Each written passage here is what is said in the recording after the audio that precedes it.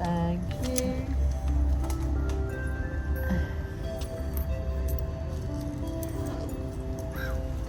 Thank you. Thank you. The original Gosport and Portsmouth Waterman's Steam Launch Company was established in 1875 and after various mergers through the years became the Portsmouth Harbour Ferry Company Limited, making it one of the longest-running ferry services in the UK. Detailed history. Portsmouth Harbour resonates with historical beauty and has long been offering visitors the ability to cross its waters and visit the popular attraction surrounding the Solent. Established in 1883, the Portsmouth Harbour Ferry Company is one of the longest-running ferry services in the UK. Gosport Ferry Limited was incorporated in 1988, and its fleet has come a long way from the double-ended rowing boats used way back in 1809, which were known as wherries. The service now offers a comfortable and convenient ferry crossing for the Gosport to Portsmouth route. 1500s. Prior to the 16th century, Gosport was an insignificant fishing village, but in the reign of Henry VIII, Portsmouth started to develop as a naval base and dockyard. Many dockyard and naval men lived in Gosport with their families, and as the population grew, so did the importance of the ferry service. 1603. The ferry service was regulated by an order from the Court of Exchequer, which gave the right to operate the public ferry service exclusively to the inhabitants of the borough of Gosport. 1840. Up until the mid-19th century and the advent of steam propulsion, all passengers and goods were transported across the harbour by watermen using wherries, a form of double-ended rowing boat capable of carrying up to 8 passengers. But in 1840 a floating bridge arrived on the scene. It was 100 feet long and 60 feet wide, with 2 steam engines driving heavy oak cogs which engaged on iron chains laid out across the harbour. It transported carriages, carts, horses and even cattle as well as foot passengers, crossing the harbour from Point, Old Portsmouth, every 15 minutes for 14 hours a day. 1841. Its arrival was well timed, as in 1841 the railway came to Gosport and harbour traffic greatly increased as travellers from Portsmouth crossed to get to the new station. The response of the Gosport watermen to the introduction of the floating bridge was to invest in steam launches. 1870. These versatile little boats quickly became popular, and by 1870 had recaptured a great deal of the cross-harbour passenger traffic lost to the floating bridge. The Floating Bridge Company then invested in steam launches of its own for foot passengers, complementing the floating bridge service. These were also an instant success, and the Floating Bridge Company was once again making healthy profits at the expense of the watermen. 1875. A group of Gosport watermen, realizing that as individuals, they could not hope to compete with the steam launches of a well-organized company, decided to pool their resources and work together to provide a regular and reliable service to match the schedules of the Floating Bridge Company. They formed the Gosport and Portsea Waterman Steam Launch Company, acquiring their first for launches from individual watermen in return for shares in the company. 1876.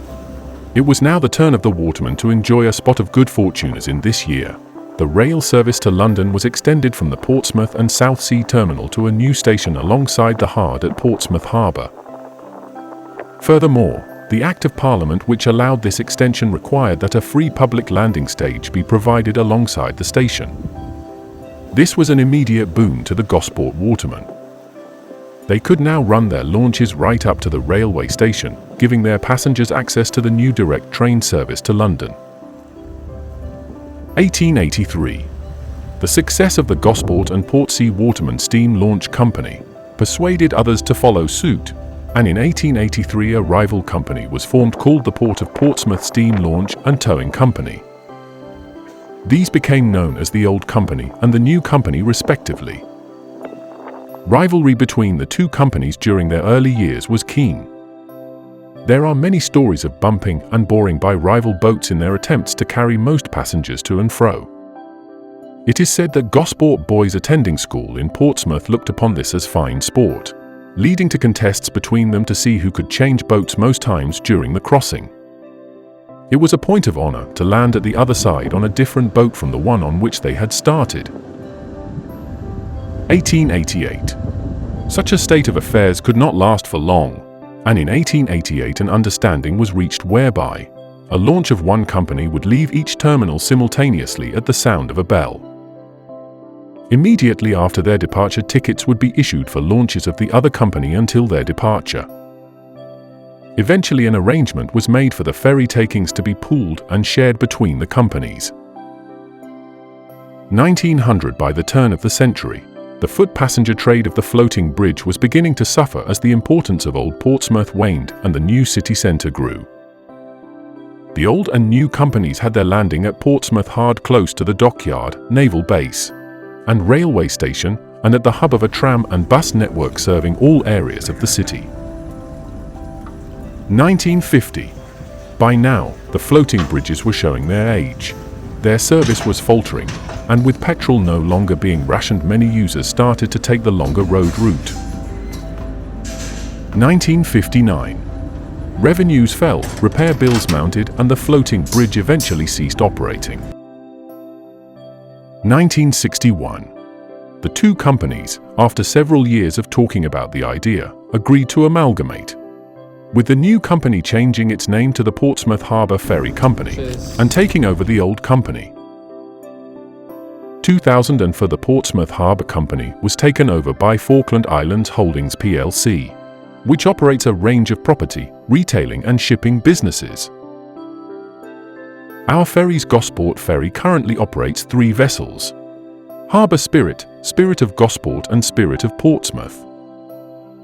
Harbour Spirit is our newest vessel, which joined the fleet in May 2015. The Spirit of Portsmouth, which was built in 2005, is mostly used for our summer cruise program because of its additional catering and bar facilities. The Spirit of Gosport joined the fleet in 2001.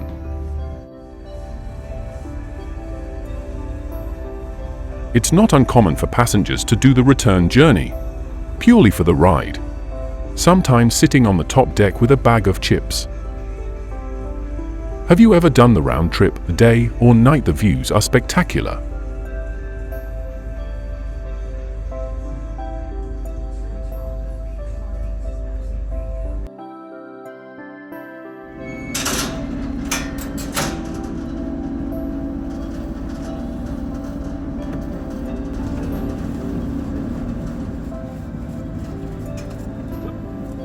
Typical. Have a good day, boss.